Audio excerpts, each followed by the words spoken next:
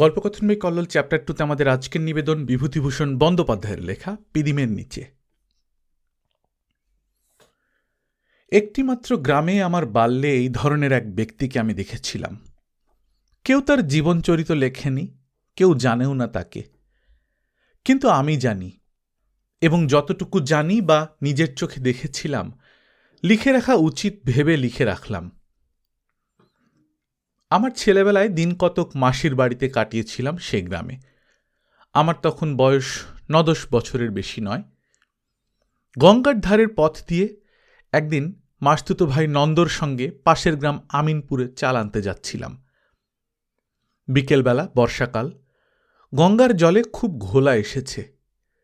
জল বেড়ে 7 নলির বড় চড়া ডুবে গিয়েছে। ঝিঙে পটলের ক্ষেত জলের অত্যন্ত ধারে এসে পড়েছে। হঠাৎ নন্দ আমায় ধমক দিয়ে বলল, এই সরে আয়। কি রে? আমার মুখ থেকে কথা বেরোতে না বেরোতেই ঝুপ করে অনেকখানি পাড় ভেঙে পড়ল অনেক নিচে ঘোলা জলের আবর্তের মধ্যে। আমার শরীর ঝিমঝিম করতে লাগল। নন্দ বলল, এক্ষুনি গিয়েছিলি যে? সত্যই তাই। আর একটু হলে আমি গিয়ে পড়তাম গঙ্গা গর্ভে। তখন সাঁতার জানতাম না, জলে পড়লে আর বাঁচবার উপায় ছিল না। আমার বড় ভয় হল। গঙ্গার ধার বেয়ে বেয়েই রাস্তা অনেক দূর চলে গিয়েছে। যদি আবার পাড় ভাঙে, বিশ্বাস কি? নন্দকে বললাম, নন্দদা, আমি যাব না, তুই যা, আমি বাড়ি যাই। বলেই স্বীকার করতে এখন লজ্জা হয়, কেঁদে ফেললাম। নন্দ কাছে এসে বললে, ওই দেখো, নাও, কেঁদে উঠলি কেন? কি মুশকিলেই পড়া গেল দেখো। বাড়ি যেতে পারবি না একলা। চল, তোকে পাগল ঠাকুরের আস্তানায় রেখে আসি।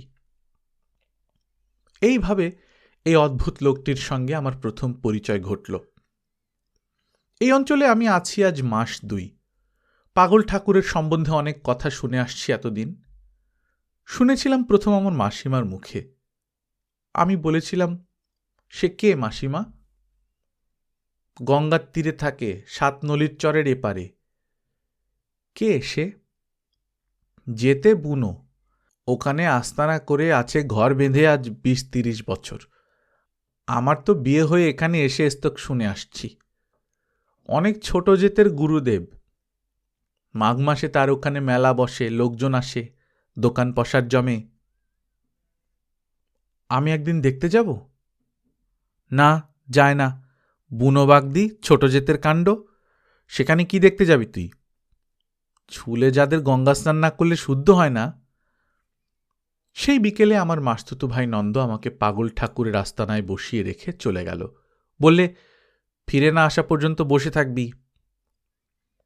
একটা বাবলা বনের মধ্যে 2খানা খড়ের ঘর, একটা ছোট গোয়াল ঘর, তাতে 2টো গাই গরু বাঁধা। একখানা ঘরের দাওয়া অত্যন্ত নিচু, সেখানে খানকতক পিঁড়ি আর খেজুরের চেটাই পাতা। বাবলা গাছে ফুল ধরেছে। ফুল ঝরে ঝরে নিকোনো পুছনো পরিষ্কার উঠোনটা ছেয়ে রেখেছে। একটি বৃদ্ধা স্ত্রীলোক গোয়াল ঘরে ঘুঁটের সাঁজাল দিচ্ছে, আর কেউ কোথাও নেই। এমন সময় একটি লোক বাবলা বনের ওধার থেকে বড় ঘরখানার দাওয়া এসে একখানা দা রেখে দিলে। তার কাঁধে এক বোঝা সবুজ জলো ঘাসের আটি। লোকটার লম্বা দাড়ি বুকের উপর পড়েছে, মাথায় লম্বা লম্বা জট পাকানো চুল, পরনে অতি মলিন এক কাপড়। দেখে পাগল মনে হয়। লোকটা আমায় লক্ষ্য করে বললে, কে ওখানে? কে গা? আমার ভয় হয়েছে। আমি আমতা আমতা করে বললাম, এই ওই আমার মাসির বাড়ি। সেই বৃদ্ধা বললে, বাউনদের ছেলে, বোধহয় বাবুদের বাড়ির। ভূপেনবাবুর নাতি নন্দ বসি রেখে গেল। ভয় কি খোকা, ভয় কি? শশা খাবা? শশা খাবো কি?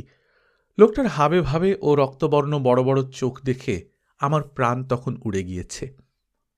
আমি কাঠের পুতুলের মতো আড়ষ্ট হয়ে বসে আছি। দস্যু ডাকাতের গল্প শুনেছি, সেই দস্যু ডাকাতদের একজন নয় তো? হঠাৎ লোকটা আমার দিকে এগিয়ে আসতে আসতে বলল, ভয় কি বাবা ঠাকুর, ভয় কি? কিচ্ছু ভয় নেই, বসো। তারপর একেবারে কাছে এসে অত্যন্ত মোলায়েম স্নেহের হাসি হেসে বললে, আহা বালক।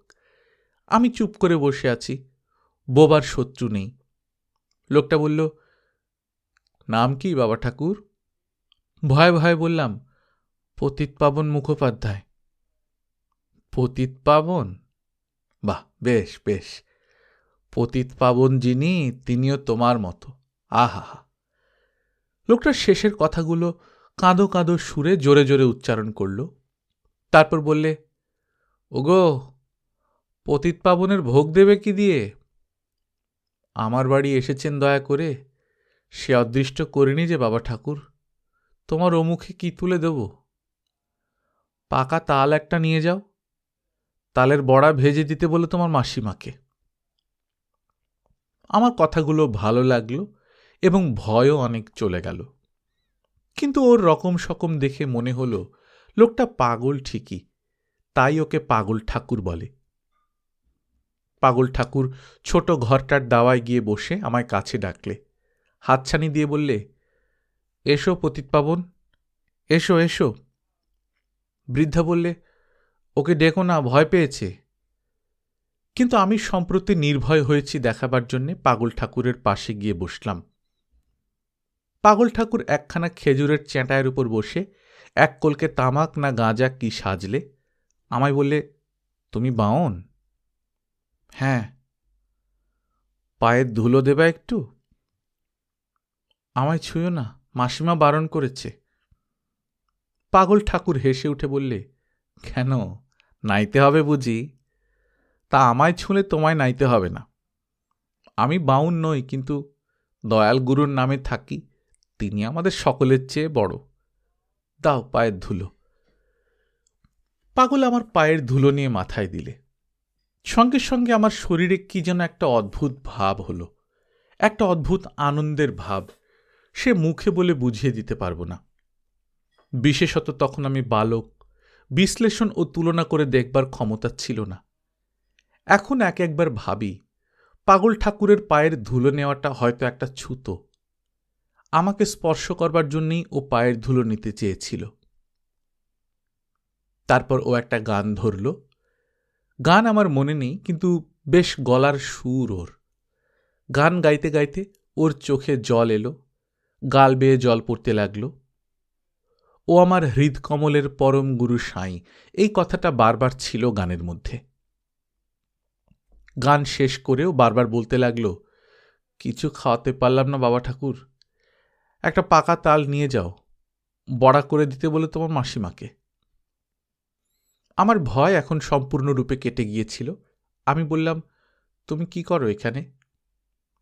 পাগল ঠাকুর হা হা করে হেসে উঠে আমার দিকে চাইল। তারপর সস্নেহ সুরে বললে, বাবা ঠাকুরের কথা শোনো, হাসতে হাসতে মরি যে। খুব আনন্দ জুটিয়ে দিলেন সন্ধেবেলা গুরু গোসাই, বলে কিনা কি করো। আমি এখানেই থাকি বাবা ঠাকুর, আর কি করব? গুরু গোসাইকে ডাকি। কে সে? ওই ওই। পাগল আঙুল তুলে আকাশের দিকে তাকিয়ে বললেন, উনি।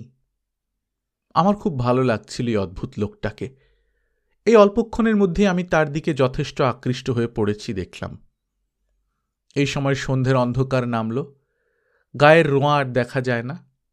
ও উঠে দোরে জল দিয়ে ধুনো জ্বাললে।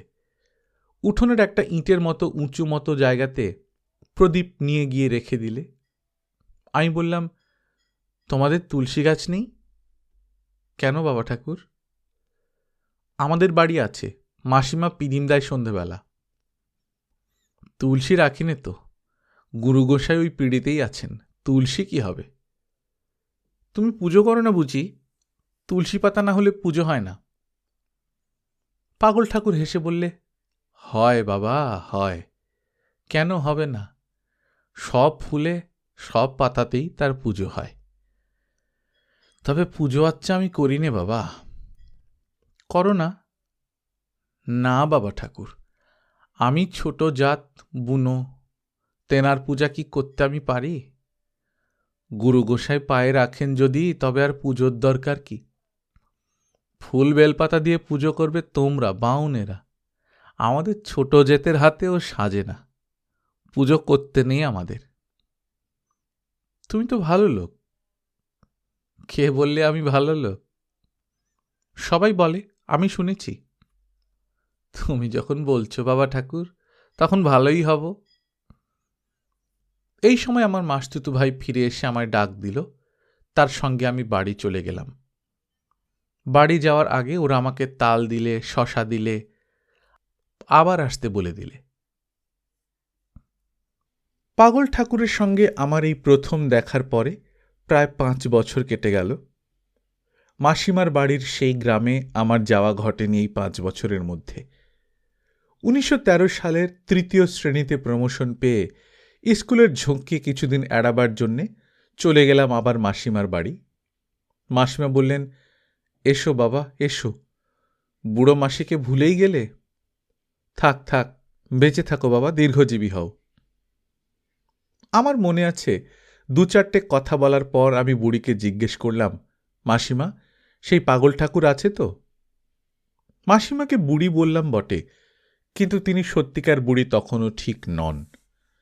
যৌবনে তিনি সুন্দরী ছিলেন। আমি যখনকার কথা বলছি তখনও তিনি তত মোটা হননি। বেশ দোহারা সুঠাম চেহারা, ফর্সা রং, বড় বড় চোখ। মাথার চুল কেবল ছোট করে ছেঁটেছিলেন বিধবা হওয়ার পর। দেহে জরার আক্রমণের কোনো চিহ্ন তখনও স্পষ্ট হয়ে ওঠেনি। তার উপর মাসিমা ছিলেন গ্রাম্য জমিদারের ঘরের বধূ। চালচলন একটা সেকেলে বনেদি ও স্পর্শ ভীরু, ঈষৎ গর্বিত, আভিজাত্য সদা সর্বদা বর্তমান থাকত। মাসিমা তাচ্ছিল্যের স্বরে বললেন, কে? ও, সে পাগল ঠাকুর? হ্যাঁ, বেঁচে আছে। কেন, তার খোঁজে তোমার কি দরকার?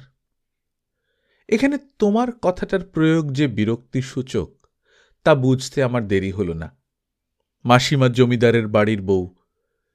তার বোনপো যে তাদেরই গ্রামের এক ছোট জাতের গুরুর সঙ্গে মিশবে, এটা তার ভালো লাগল না। অবশ্য এটুকুও বলা উচিত যে তারা তখন নামেই জমিদার। কিছুই ছিল না, সংসারে বিষম টানাটানি চলছিল, তাও জানতাম।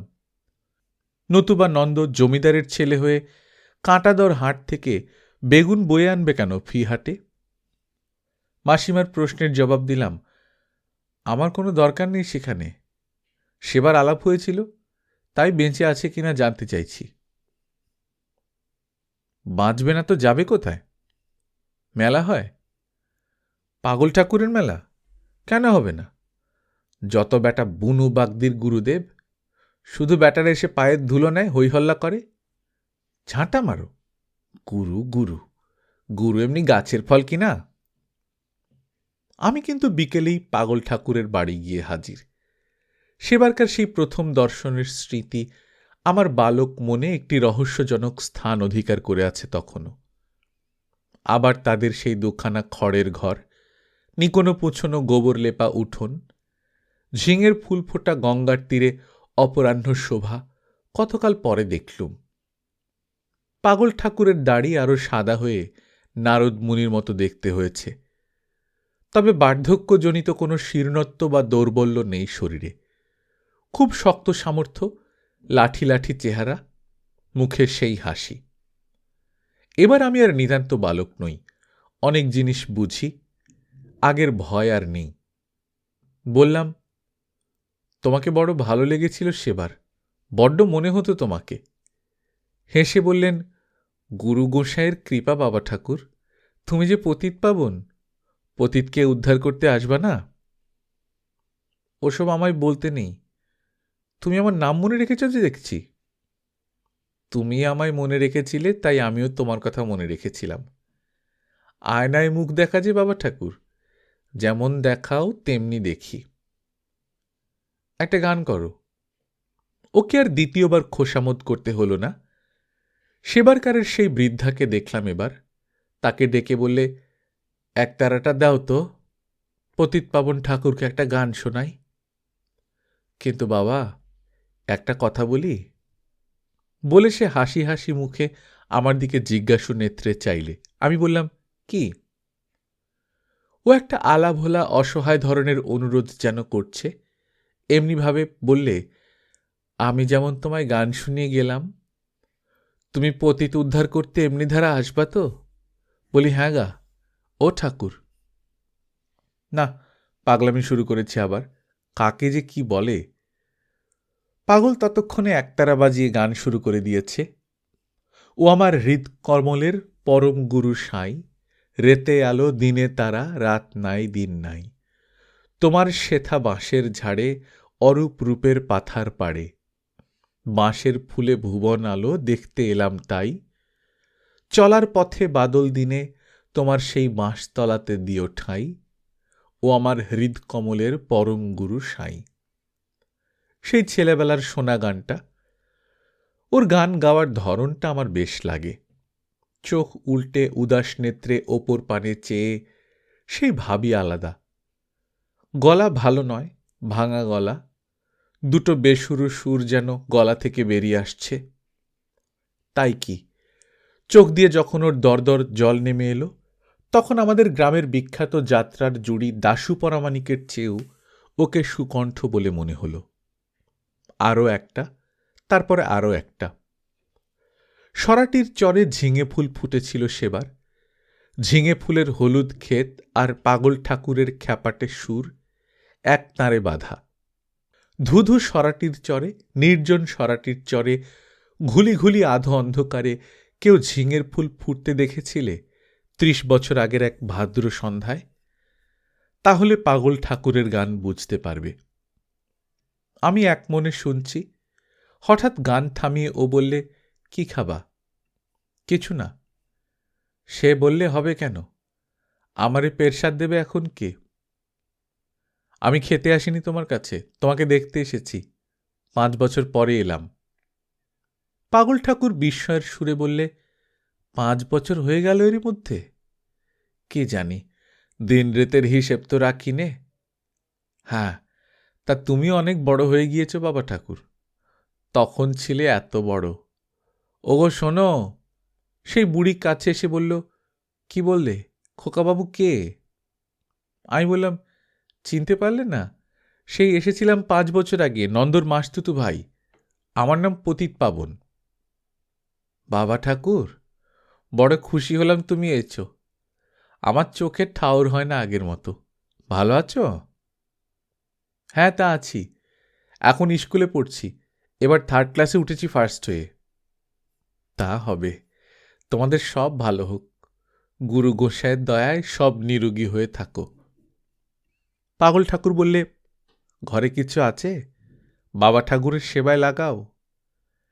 আমার দুর্বল প্রতিবাদ সত্ত্বেও সেবা লাগানোর কাজে এলো একটি পাকা পেঁপে। আমি খাচ্ছি, ও হাত পেতে বালকের মতো সুরে, অথচ নারদ মুনির মতো দাড়ি নিয়ে, আমার ঠাকুরদার বয়সী লোক, নিঃসংকোচে বললে, দাও একখানা। দিলাম, যেন ও আমার সমবয়সী খেলুড়ে। বললাম, তোমার এখানে থাকতে ভালো লাগে। পাগল ঠাকুর হেসে বললে, তোমাকেও যে আমার রাখতে ভালো লাগে। থাকবা এখানে? ইচ্ছে তো করে, বাড়ির লোকে থাকতে দেবে না যে। পাগল ঠাকুর একটা মাটির পাত্র থেকে গুড় তুলে নিয়ে দা কাটা তামাক মাখলে বসে বসে, একটা কলকে ভরে তামাক সেজে হাতে করেই টানতে লাগল। নিজেই একটা হাঁড়ি চড়ালে উঠোনের এক উনুনে। আমি বললাম, হাঁড়িতে কি হবে? বাবা ঠাকুর, খিদে পেয়েছে, কিছু খাবো, 2টো চাল দিয়ে যাও গো। হাঁড়িতে এক খুঁচিটাক মোটা রাঙা আউশ চাল ফেলে দিয়ে একটু পরে বড় বড় গোটা কতেক পাকা যজ্ঞি ডুমুর সামনের জঙ্গল থেকে পেড়ে এনে আঠা শুদ্ধই ফেললে হাঁড়িতে। আমি বসে বসে ওর খাওয়ার মজা দেখছি। ও আবার আমার পাশে এসে তামাক খেতে লাগল। আমায় বললে, বাবা ঠাকুর, ওপারের বুনোপাড়া উচ্ছন্নে গেল ওলা উঠোতে। রোজ সেখানে যাই, সারাদিন থাকি। এই খানিকটা আগে এসেছি, তাই বড্ড খিদে পেয়েছে। সেখানে কি করো? আমি কি কিছু করি? তিনি গুরু গোসাই করান। যাদের কেউ নেই, আমার অকেজো হাত দিয়ে তিনি তাদের মুখে জল দেন, ওষুধ দেন। আমার হাত ধন্য হয়ে গেল। আমার হাত না দিয়ে অন্য কারো হাত নিলেই পারতেন। তেনার কৃপা। গুরু গোসাই কে আজ বলতে হবে? ওই যে উনি, নিরাকার, সব ঘটে আছেন যিনি। তাই তো তুমি আমার পতিত পাবন ঠাকুর। তুমিও যা, তিনিও তা, তোমার মধ্যেই তিনি। যারা রুগী, ওলাউটোয় বমি করছে, হলদে হয়ে গিয়েছে চোখের শির, হাতে পায়ে খিঁচুনি ধরেছে, গলা ঘর ঘর করছে, তাদের মধ্যে জনায় জনায় তিনি। তিনি উঁকি মারেন ওদের চোখের মধ্য থেকে। বেশ দেখতে পাই, বমি ঘাঁটি, ঘেন্না আসে না, মনে হয় গুরু গোসাইয়ের সেবা করছি। খেলা, সব তার খেলা, তার আবার রোগ, লীলা। আমায় নিয়ে যাবে বুনোপাড়ায়? তোমার সঙ্গে যাব। ওরে বাবা রে, অমন কচি সুন্দর নতুন হাত বমি ঘাটবার জন্যে নয়, তার এখন দেরি আছে। ওসবের জন্য তাড়াতাড়ি কি? পড়ো, এখন খুব মন দিয়ে পড়ো। একটু পরে ও ভাত নামালে, একটা আঙট কলার পাতে ঢেলে যজ্ঞি ডুমুরগুলো টিপে টিপে নুন তেল দিয়ে মাখলে। আমায় বললে, কিছু মনে করো না বাবা ঠাকুর, আমি খাই, হুকুম করো। আমার অনুমতির প্রয়োজন কি বুঝলাম না, তবু বললাম, বারে খাও, আমি কি বলবো। খাও, শুধু ডুমুর ভাতে ভাত খেতে পাবে? কেন পারবো না বাবা ঠাকুর, একটা যা হয় হলেই হলো। জীবের সুখ যত বাড়াবে ততই বাড়ে, ওর মধ্যে কিছুই নেই। কে হাট বাজারে ছোটে দুটো খাওয়ার জন্যে? জঙ্গলে গুরু গোসাই সব করে রেখেছেন। ডুমুর আছে, তেলাকুচো ফল আছে। আমি আশ্চর্য হয়ে বললাম, তেলাকুচো? হ্যাঁ বাবা ঠাকুর, তেলাকুচো ভাতে খাও, ভাজা খাও, তেলাকুচোর পাতা ভাজা খাও, দিব্যি জিনিস। পেয়ারা ভাতে ভাত খেয়ে 1 মাস কাটিয়ে দিই। উঠোনে ওই দেখো পেয়ারা গাছ। পেয়ারা হয়নি, তাহলে তোমায় দিতাম। কেন যাব বলো হাটে বাজারে? তোমার উঠোনে তরি তরকারি করো না কেন? বড্ড খাটতে হয় ওর পেছনে, ঝঞ্ঝাট। কে অত ঝঞ্ঝাট করে? সেই সময়টা গুরু গোসাইয়ের নাম নিলে কাজ হবে। ওই শশার গাছ করা হয় শুধু গুরু গোসাইয়ের সেবার জন্যে। পাগল ঠাকুর খেয়ে উঠে এঁটো পাতা ফেলে দিলে। রাজ্যের কুকুর জড়ো হয়েছিল আগে থেকে, পাতের অনেকগুলো ভাত ওদের সামনে ছড়িয়ে দিলে। আবার তামাক সাজতে বসল। তামাক খেতে খেতে বুড়িকে বলল, পাকাটি দাও গোটা কত, একটা মশাল করি। আমি বললাম, কি হবে? এক্ষুনি আবার বুনোপাড়ায় যেতে হচ্ছে, 2টো রুগী এড়িয়ে আছে, দেখে এসেছি, তাদের ফেলে থাকতে পারবো না। নবীন ডাক্তারকে বলে এসেছি যাবার জন্যে, এখন গুরু গোসাইয়ের কৃপা হলে সেরে উঠতে পারে। আর যদি তিনি চরণে টানেন তবে তো হয়েই গেল। আহা, ওর চোখে প্রায় জল এসে পড়ল। আমার হঠাৎ বড় উদ্বেগ হলো ওর জন্যে। ও যেন আমার আত্মীয় কতকালের। আমি দাঁড়িয়ে উঠে বললাম, তুমি যেও না সেখানে, যদি তোমার হয়। বড় খারাপ রোগ। পাগল ঠাকুর হেসে বললে, ওই দেখো বাবা ঠাকুরের কথা, তার নিয়ে সব। তার যদি ইচ্ছে হয় এই খোলসটা বদলাবো, তবে তাই হবে। তিনি যেখানে নিয়ে যাচ্ছেন সেখানে যেতেই হবে। আমি তো যাচ্ছি নে, তিনি নিয়ে যাচ্ছেন তাই যাচ্ছি। আমি কেউ নই। একটা অদ্ভুত ভাব ফুটে উঠল ওর মুখে কথা কটা বলার সময়। বুড়ি বলল, রাত্রিরে ফেরবা তো?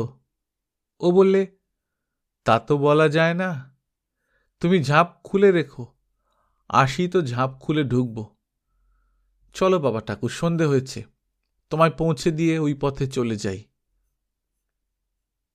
আমি বললাম, আমায় এগিয়ে দিতে হবে না, একাই যেতে পারবো। কারণ মাসিমা টের পেয়ে যাবেন আমি এতক্ষণ কোথায় ছিলাম। তিনি পছন্দ করবেন না আমার এখানে আসা যাওয়াটা, মনে মনে তা আমি জানি। সুতরাং কদবেল তলা দিয়ে একাই বাড়ি চলে গেলুম। মাসিমাকে পাগল ঠাকুরের কথা কিছু বলিনি। তিনি নিজেই জিজ্ঞেস করলেন, ওদিকে গিয়েছিলি নাকি? কোন দিকে? পাগল ঠাকুরের আখড়ায়? হ্যাঁ, একটু বসেছিলাম, বেশ ভালো লোক। কোথায় কলেরা হয়েছে নিজে গিয়ে তাদের সেবা করছে রাত্রির বেলাতে। ওই পর্যন্তই। উনি চুপ করে গেলেন, বুঝলুম না রাগ করলেন কিনা। তার পরদিন আবার বিকেলে পাগলের আখড়ায় গিয়ে হাজির হই। কিসের একটা টান অনুভব করলাম, না গিয়ে থাকা গেল না। পাগল ঠাকুর আপন মনে বসে গান করছিল একখানা তালপাতার চ্যাটাই পেতে। ওর গানই ওর উপাসনা, ওর মুখে গান শুনলেই আমার তা মনে হয়েছে। আমার বয়স কম হলেও আমি তখন অনেক বুঝি। ওর মতো ভক্তি আমি কারো দেখিনি। মাসিমাকে বাড়ি ফিরে কথাটা আমি বলেছিলাম। মাসিমা গীতা নিয়মিত পাঠ করতেন, রামায়ণ মহাভারত তাঁর বড় প্রিয় ছিল, ব্রত উপবাস করতেন, রোজ ভোরে গঙ্গা স্নান করে পুজো আচ্চা করতেন বেলা 9টা পর্যন্ত, কৃষ্ণ ঠাকুরের ছবিতে চন্দন মাখাতেন, ফুল দিতেন। পাগল ঠাকুর ওসব কিচ্ছু করে না, অথচ সে ভক্ত লোক, এ কথা মাসিমা বুঝবেন না। তবুও মাসিমা মন দিয়ে কথাটা শুনলেন, শুনে চুপ করলেন। পাগল ঠাকুরকে বললাম, কখন এলে কাল রাত্রিরে? সারা রাত ছিলাম বাবা ঠাকুর, দুটোই মারা গেল। শ্মশানে গেলাম তাদের ভাসিয়ে দিতে। পোড়ালে না? গরিব লোকেদের পোড়াচ্ছে কে বাবা ঠাকুর? কাঠকুটো কোথায়? গুরু গোসাইয়ের নামে গঙ্গার বুকে ভাসিয়ে দিলাম। আর ভাবনা কিসের? দেহটা হাঙর কুমিরে খেলেও দেহ দিয়ে জীবের উপকার হল। পুড়িয়ে দিয়ে ফল কি বলো? ওদের একটা ছেলেকে নিয়ে এলাম আমার এখানে, ওই দেখো কাঠ কুড়িয়ে আনছে, ছোট ছেলে। কেউ নেই, গুরু গোসাইতেই আমার ঘাড়েই চাপালেন, তার হুকুম। ও এমনভাবে কথাটা বলছে যেন ভগবান ওর সঙ্গে পরামর্শ করেন সব কথা। আমার হাসি পেল। যা হোক, ওর মন ভারী সরল। আমাকে ওই পাগল ঠাকুর ভয়ানক বেঁধেছে, ক্রমে বুঝছি। বিকেল হলে আসতেই হবে যেন ওর ওখানে। ও আমাকে কিছু খেতে দেবে, তারপর গান শোনাবে। কোনো বৈষয়িক কথা ওর মুখে শুনিনি।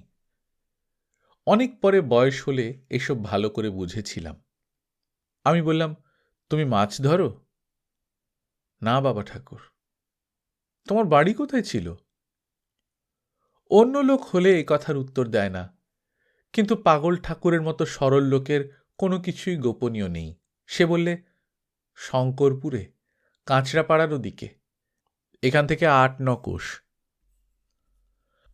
বাড়িঘর আছে সেখানে?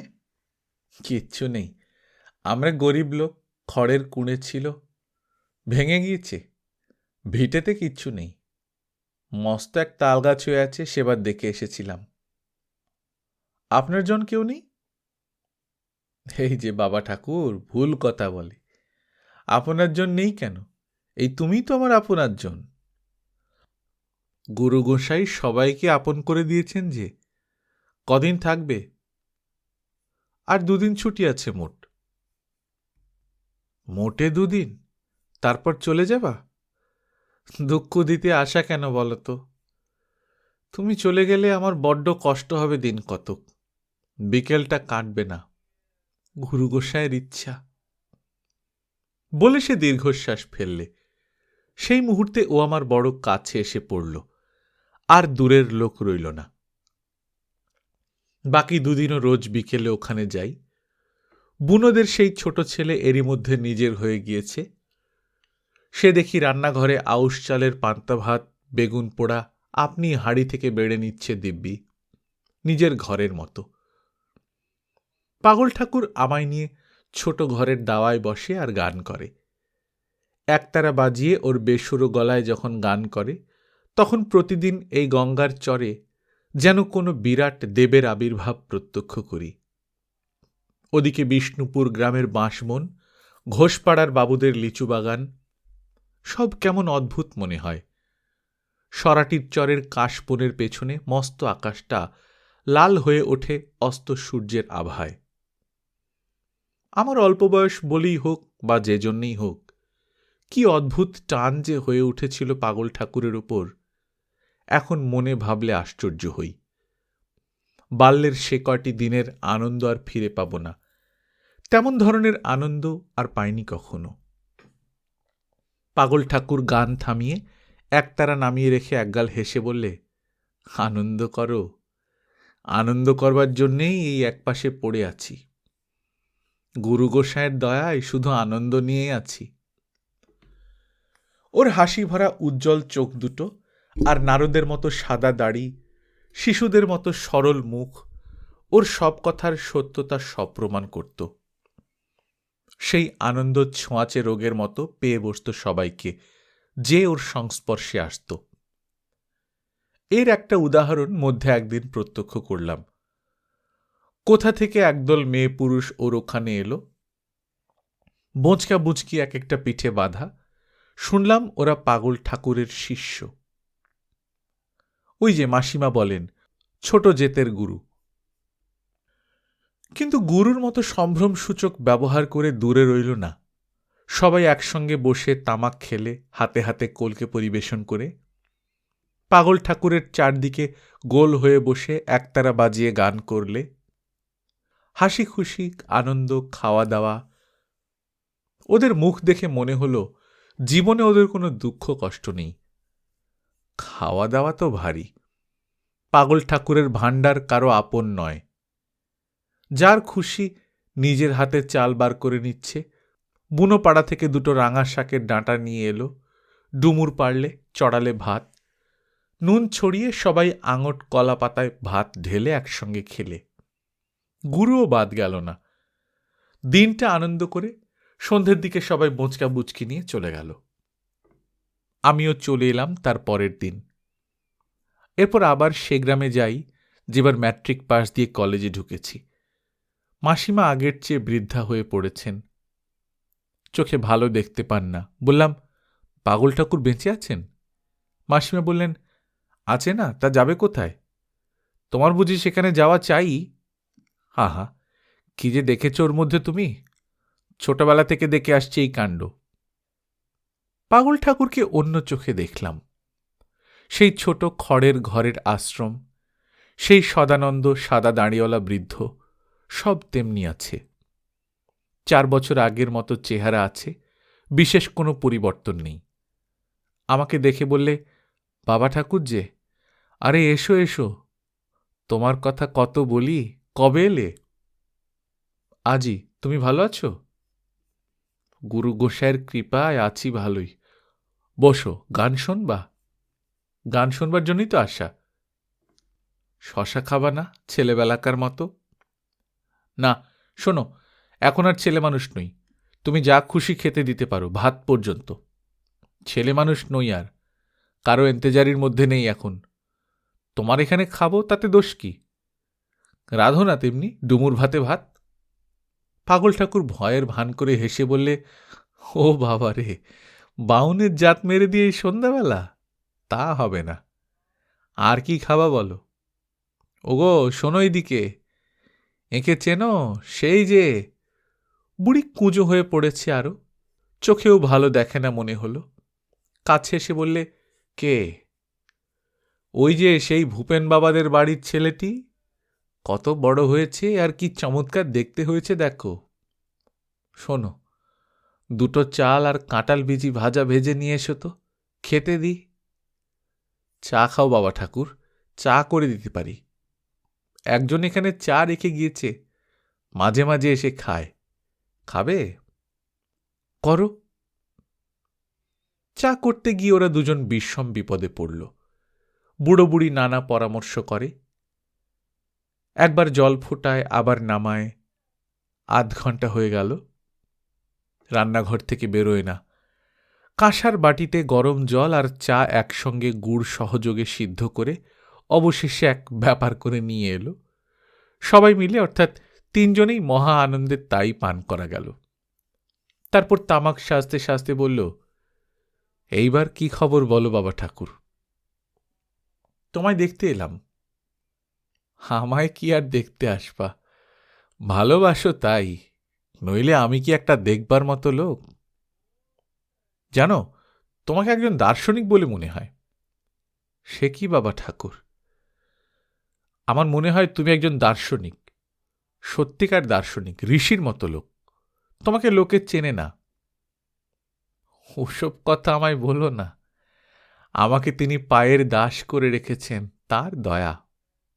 আমার কোনো গুণ নেই বাবা ঠাকুর। আনন্দে রেখেছেন, আনন্দে আছি। গান শোনো। আমার চোখ অনেকটা খুলেছে আগেকার চেয়ে। বৃদ্ধের সরল পবিত্র মুখভাব আর সহজ আনন্দ ওকে আমার চোখে ঋষির পদবিতে উঠিয়ে দিয়েছে। পাগল ঠাকুর যদি ঋষি না হয়, তবে ঋষি কে? লেখাপড়া জানলে আর ২-৩ হাজার বছর আগেকার ভারতবর্ষের লোক হলে এই লোকেই উপনিষদ রচনা করত। সরাটির চরের মতো উদার হতো তার বাণী, ঝিঙে ফুলের সৌন্দর্য থাকত তার ভাষায়। সন্ধে সকালে বাঁশবনের পক্ষী কুজনের মতো শান্ত সহজ আনন্দ মিশে থাকত তার অঙ্গে অঙ্গে। কিন্তু একে কেউ চিনলে না। আমার সারা জীবন ওর দত্ত সহজ আনন্দের মন্ত্রে দীক্ষিত। যেবার বিবাহ করি, মাসিমাকে নববধূ দেখাতে নিয়ে গিয়েছিলাম ওদের গ্রামে। ভেবেছিলাম পাগল ঠাকুরের ওখানেও নিয়ে যাব। আসল উদ্দেশ্য ছিল সেটাই। কিন্তু পাগল ঠাকুরকে আর দেখতে পাইনি। সেও এক বিকেলে গেলাম ওর আখড়াতে। বাবলা গাছের তলায় ওর সমাধি। ওদের সম্প্রদায় নাকি সমাধি দেওয়াই নিয়ম। মাটির একটা লম্বা ঢিবি, বাবলা ফুল ঝরে ঝরে পড়েছে তার উপর। কোনো শিষ্য কতগুলো দোপাটি ফুলের গাছ রোপণ করে দিয়েছে মাটির ঢিবিটার চারিপাশে। পাগল ঠাকুরের নশ্বর দেহের হাড় কখানা ওরই তলায় মাটি মুড়ি দিয়ে আছে। ওকে এখানকার কেউ চিনলে না। আমার মাসিমা তো এত গীতা পাঠ করেন, মন্ত্র জপ করেন। তিনি বললেন, হ্যাঁ বাবু, তোমার সেই পাগল ঠাকুর আজ বছর ২ হলো মারা গিয়েছে।